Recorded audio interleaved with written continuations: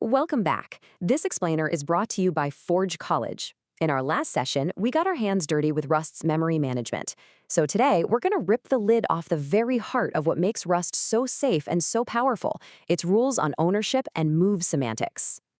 So you might be asking yourself, why is Rust so obsessed with ownership? It can definitely feel like the compiler is just constantly in your way. But I want you to try thinking of the Rust compiler not as a roadblock, but as a benevolent dictator.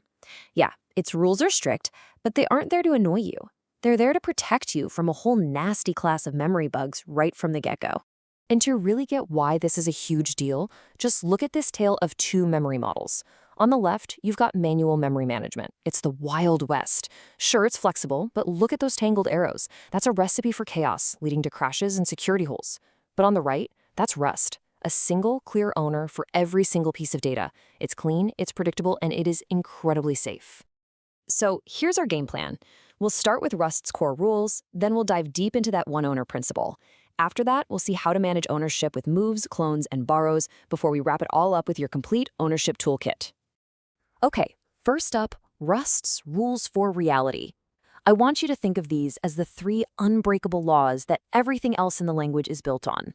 And it's actually beautiful in its simplicity. 1. Every single value in Rust has a variable that is its owner. Simple enough. 2. There can only ever be one owner at a time. Now this one is the key to everything, so keep it in mind. And 3. When that owner goes out of scope, like when a function ends, the value is automatically dropped and its memory is freed up. No need to clean up after yourself. All right, let's zoom in on that second rule because honestly, it is the most important one for understanding everything that comes next. There can be only one. You see, this one owner rule leads directly to this concept of a move. A move is really just the transfer of ownership from one variable to another.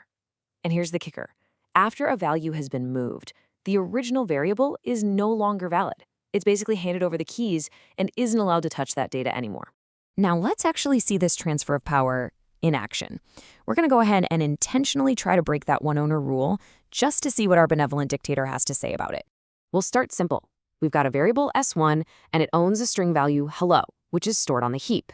See that solid orange arrow? That's a clear, undisputed line of ownership.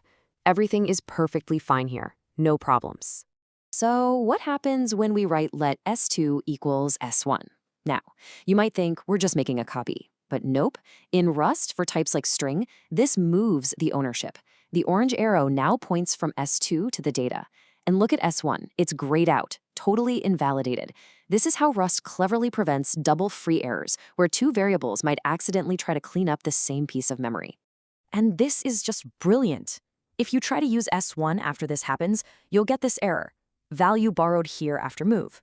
But this is not a failure. This is our benevolent dictator gently guiding us, pointing out exactly where ownership was transferred and why we can't use the old variable anymore. It's a feature, not a bug. Okay, so if we can't use S1 anymore, what if we really need two variables with the same data? Well, the first solution is something called cloning, but just a heads up, it can be a pretty expensive duplication. So instead of moving, we can explicitly call .clone. And as you can see right here in the diagram, this performs what's called a deep copy. It literally duplicates the hello data on the heap, so now S1 and S2 are both totally valid owners of their own separate data. It works perfectly, but it does come at a performance cost, right? You're allocating new memory and copying bytes around. So what's the more efficient way to handle this? Well, that brings us to borrowing. By using references, we can just take a look at data without having to take it over completely. Borrowing is exactly what it sounds like. You create a reference, which is kind of like a pointer that lets you access a value without taking ownership of it. And these references are borrows. They come in two main flavors, immutable, which is just for reading, and mutable for when you need to make changes. First, let's talk about the immutable borrow. You can think of this like giving out a bunch of library cards.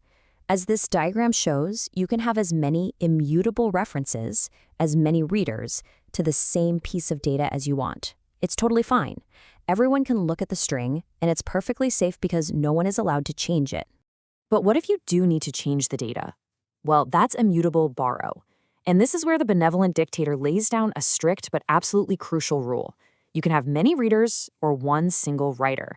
You cannot have both at the same time. This one little pencil icon here represents an exclusive lock on the data, which completely eliminates a whole category of bugs called data races, right at compile time. It is a genius move for concurrent programming. All right, now that we've seen all the options, let's pull everything together into your new ownership toolkit. Think of it as a summary of all your new powers. This table is basically your cheat sheet. When you assign a complex type like a string, ownership moves. But for a simple type like an I32 integer, it just gets copied. No big deal, both are usable. If you need a full-on duplicate of a string, you use .clone. For read-only access to anything, you use an immutable borrow, the ampersand. And for exclusive write access, you use a mutable borrow and mute. So let's recap the big ideas. First, ownership is Rust's secret weapon against memory bugs. It just wipes them out. Second, complex types that don't have the copy trait will move by default.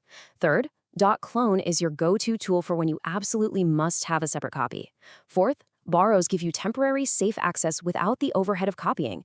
And maybe most importantly, remember that those compiler errors are your friends. They're your guides to writing correct, safe code, which is absolutely critical when you're building on high-stakes platforms like Solana. So you've now seen how Rust gives you this incredible, fine-grained control over memory. But with great power, well, you know how it goes. Now that you're in complete control of memory, how are you going to handle things when they inevitably go wrong?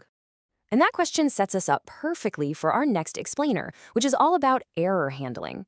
This has been a presentation by Forge College. To keep building your skills in Rust, Solana, and other Web3 topics, come find us at forge.college. Thanks for watching.